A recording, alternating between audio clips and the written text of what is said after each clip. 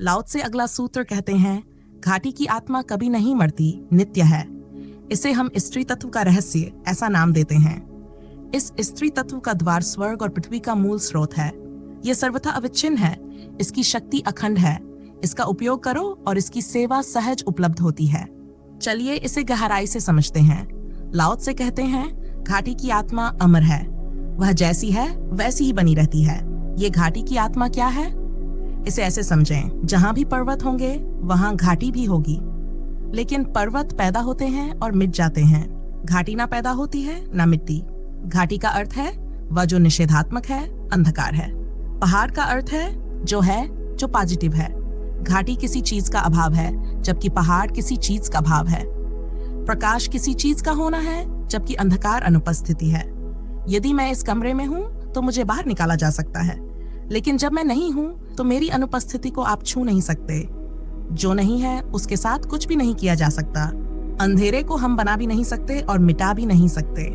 घाटी की आत्मा, जिसे लाओ त्से द वैली स्पिरिट कहते हैं, वह अनंत है। घाटी होती नहीं, दो पर्वतों के बीच दिखाई पड़ती है। पर्वत खो जाते हैं, लेकिन घाटी तो बनी रहती है। जब दो पर्वत खड़े होते हैं, घाटी फिर दिखाई देने लगती है। अंधकार कहीं जाता नहीं। जब आप दिया जलाते हैं तो वह सिर्फ छिप जाता है। प्रकाश चला जाता है, अंधकार अपनी जगह पर रहता है। लाओ त्से का दर्शन निगेटिव पर आधारित है। वह इसे फीमेल मिस्ट्री का नाम देते हैं। तो स्त्री का रहस्य क्या है? वही जो घाटी का रहस्य है। प्राचीनतम धर्मों में परमात्मा को स्त्री के रूप में पूजा गया, क्योंकि जीवन का रहस्य मां के शरीर में छिपा है। मां ही जीवन की सृजन करता है। स्त्री की सबसे बड़ी खूबी है अक्रियता। वह खींचती है, प्रतीक्षा करती है, लेकिन पहल नहीं करती। प्रेम में भी वह अपनी उपस्थिति से आकर्षित करती है।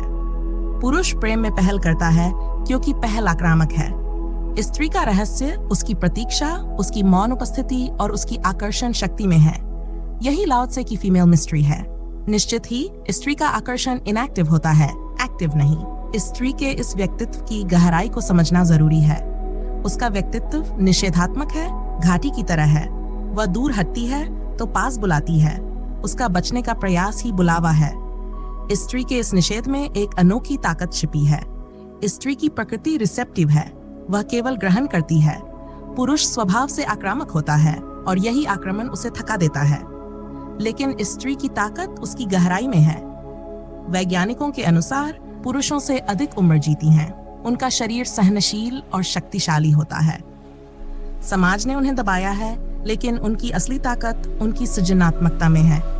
पुरुषों ने महिलाओं को दबाने की व्यवस्था बनाई है, क्योंकि अगर उन्हें पूरा विकसित होने दिया जाता तो वे पुरुषों पर हावी हो जाती। महिलाएं प्रकृति से ही अधिक शक्तिशाली हैं। स्त्री की आत्मा घाटी की तरह है, गिंड, अनंत और अजेय। ये निषेध में भी स्वीकार का रहस्य रखती है।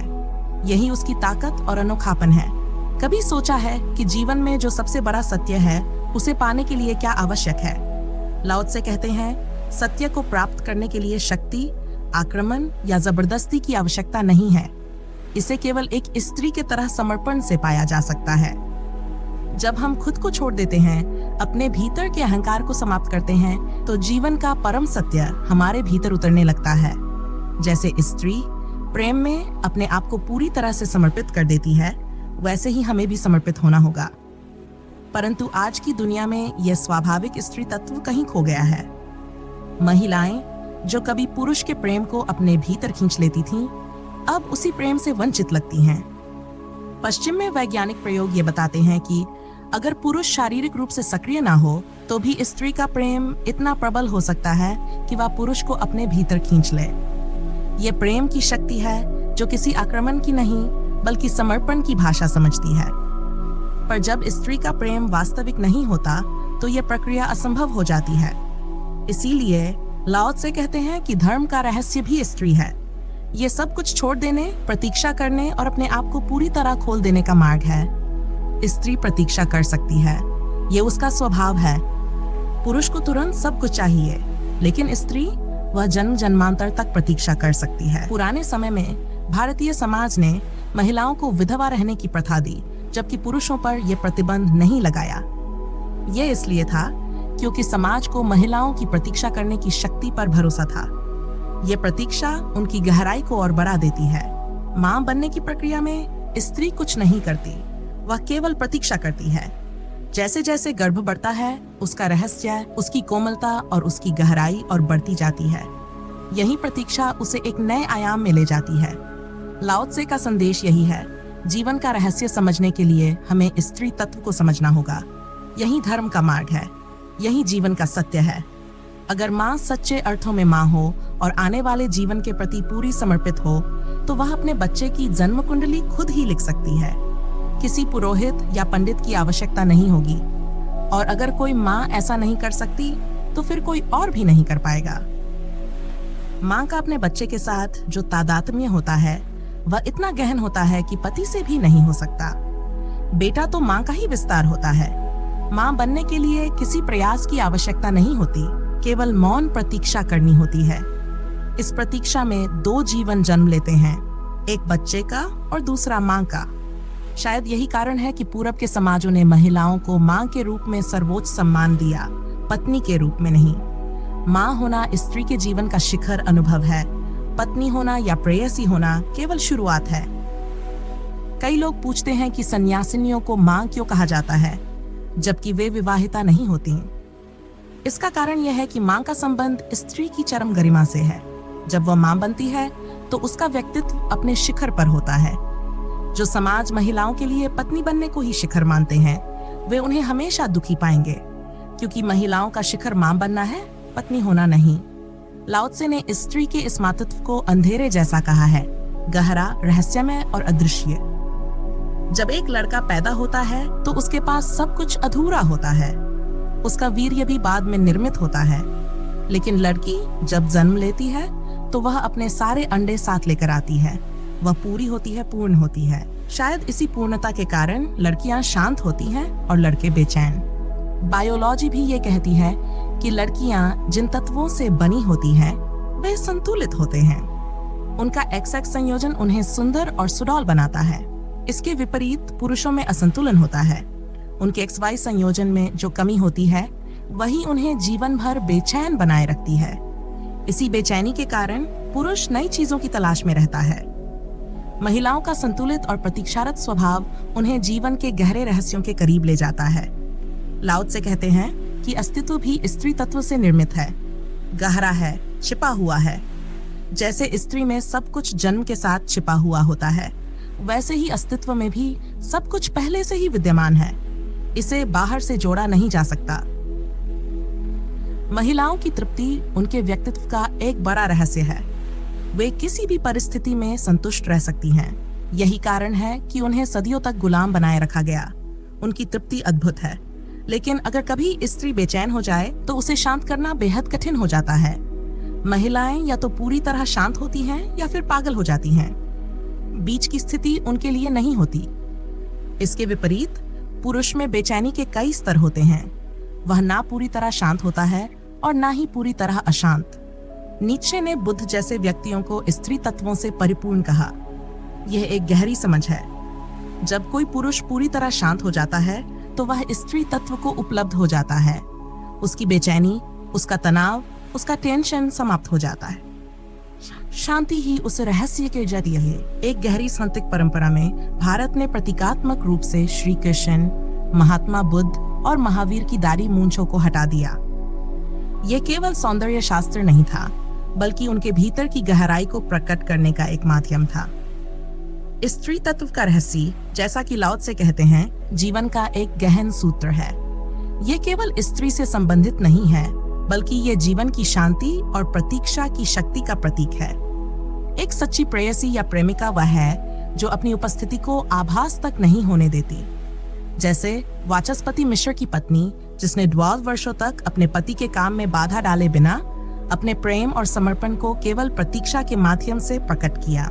वाचस्पति मिश्र, जो ब्रह्मसूत्र पर अपनी टीका लिखने में व्यस्त थे, उन्हें अपनी पत्नी की उपस्थिति का पता तब चला जब उनका ग्रंथ पूरा हो गया।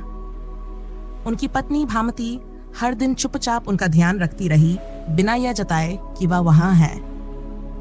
जब वाचस्पति ने अपनी पत्नी की इस प्रतीक्षा और समर्पण को समझा, तो उन्होंने अपनी टीका का नाम भामती रखा, ताकि दुनिया उनकी पत्नी के इस प्रेम और रहस्य को ना भूले। भामती ने प्रतीक्षा के माध्यम से जो पाया वह ऐसा था जिसे शब्दों में व्यक्त नहीं किया जा सकता। ये रहस्य न केवल स्त्रियों के लिए है, बल्कि जो पुरुष भी इस प्रकार की प्रतीक्षा और समर्पण को समझ पाते हैं वे भी इसे पा सकते हैं। लाओ त्से का ये विचार है कि अस्तित्व भी स्त्री तत्व से परिपूर्ण है। यही कारण है कि जो जीवन के इस स्त्री तत्व को समझता है वही वास्तव में अस्तित्व के रहस्य को जान सकता है। ये स्त्री तत्व रहस्यमयी शक्ति व द्वार है जो स्वर्ग और पृथ्वी का मूल स्रोत है। चाहे पदार्थ का जन्म हो या चेतना का, चाहे पृथ्वी का निर्माण हो या स्वर्ग का, सब कुछ इसी गहरे रहस्य से उत्पन्न होता है। इसलिए जिन सभ्यताओं ने परमात्मा को मां के रूप में देखा, उनकी समझ उन सभ्यताओं से अधिक गहरी है जिन्होंने उसे पिता के रूप में देखा। अगर परमात्मा कहीं भी है तो वह स्त्री तत्व में होगा, क्योंकि इतने विशाल जगत को जन्म देने की शक्ति पुरुष में नहीं हो सकती।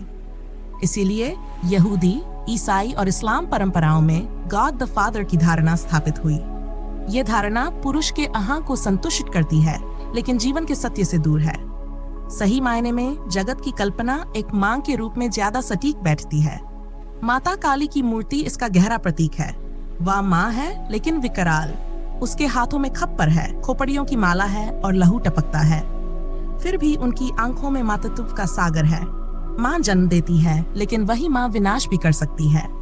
यह सृजन और विध्वंस का चक्र है। जो सृजनात्मक है वही विध्वंसात्मक भी हो सकता है। लाओ त्से कहते हैं कि यह स्त्री तत्व का रहस्य ही स्वर्ग और पृथ्वी का मूल स्रोत है। यह स्रोत न केवल सृजन करता है, बल्कि अंततः सब कुछ उसी में लीन हो जाता है। यह अविच्छिन्न है, अखंड है। जैसे दिया बुझ जाता है लेकिन अंधकार चलता रहता है। पहाड़ बनते हैं, मिट जाते हैं, लेकिन घाटियां बनी रहती हैं। ये शक्ति कभी समाप्त नहीं होती। स्त्री की ये शक्ति अनंत है। पुरुष झुक जाता है लेकिन स्त्री नहीं। वह प्रतीक्षा की शक्ति है। और यदि किसी स्त्री को स्त्री तत्व के रहस्य का बोध हो जाए तो वह जीवन भर अपने सौंदर्य और मातृत्व में स्थिर रह सकती है। पुरुष भी तभी इस अखंडता को प्राप्त करता है जब वह इस स्त्री तत्व के रहस्य में प्रवेश कर लेता है। हमारे सांस्कृतिक प्रतीकों में महात्मा बुद्ध, श्री राम, कृष्ण और महावीर के युवा चित्र मिलते हैं, वृद्ध नहीं। ये प्रतीकात्मक है। ये चित्र बताते हैं कि जो व्यक्ति अस्तित्व में पूरी तरह लीन हो जाता है वह सदा युवा, सदा ताजा और सदा नया बना रहता है। उसका अस्तित्व अविच्छिन्न और अखंड हो जाता है। लाओ त्से कहते हैं, इसका उपयोग करो, इस स्त्री तत्व के रहस्य को समझो, इसे अपनाओ। यही जीवन का आधार है और यही उसकी पूर्णता। लाओ त्से कहते हैं, इस अखंड शक्ति का उपयोग करो, इस स्त्री तत्व के रहस्य को समझो और इसे अपनाओ। यह शक्ति तुम्हारे लिए सहज रूप से उपलब्ध है, बस तुम्हें इसे उपयोग करने का तरीका आना चाहिए। ध्यान रहे, जितने अधिक भद्र और कोमल बनोगे उतना अधिक इस स्त्री तत्व की शक्ति को महसूस कर पाओगे। पुरुष तत्व का अहंकार इसे समझने और अपनाने में बाधा बनता है। यही कारण है कि पश्चिमी समाज में जहां पुरुषत्व को अधिक महत्व दिया जाता है, स्त्री तत्व के रहस्य की इस गहराई को समझना मुश्किल हो गया है। पुरुष का स्वभाव आक्रामक है। उसका प्रेम भी अक्सर हिंसक हो जाता है। प्रेम में वह अनजाने में भी दर्द पहुंचा सकता है। यह प्रेम का वह स्वरूप है जो उसे स्त्री तत्व के रहस्य से दूर कर देता है। लाओ त्से कहते हैं, प्रेम में भद्र रहो, कोमल रहो। अपने प्रेम में पीड़ा या आक्रामकता का स्पर्श ना आने दो। स्त्री जब प्रेम करती है तो उसका स्पर्श कोमल और गहरा होता है। वह प्रेम में खुद को पूरी तरह छोड़ देती है, जैसे वह अस्तित्व में समर्पित हो। लेकिन आज की आधुनिक स्त्रियां जो पुरुष के समान आक्रामक बनने की कोशिश कर रही हैं, वे इस स्त्री तत्व के रहस्य को खोती जा रही हैं। लाओ त्से की शिक्षा सिर्फ स्त्रियों के लिए नहीं है, ये पुरुष और स्त्री दोनों के लिए समान रूप से लागू होती है। ये बताती है कि जीवन का परम सत्य उन्हीं को मिलेगा जो अहंकार को त्याग कर कोमल, निष्क्रिय और प्रतीक्षारत बन जाएंगे, जो शिखर की तरह अहंकार से भरे नहीं होंगे बल्कि घाटी की तरह विनम्र और मौन होंगे। इस परम निष्क्रियता में, इस स्त्री तत्व रहस्य में ही वह अखंड शक्ति है जहां से सब कुछ जन्म लेता है और अंत में सब कुछ उसी में विलीन हो जाता है। इसे समझो, अपनाओ और इसका उपयोग करो। यही जीवन का अंतिम सत्य है। आशा है कि आपको हमारा यह विश्लेषण पसंद आया होगा। लाओ त्से द्वारा बोले गए सभी सूत्रों के ऐसे ही विश्लेषण के लिए हमारे चैनल को सब्सक्राइब करना ना भूलें। धन्यवाद।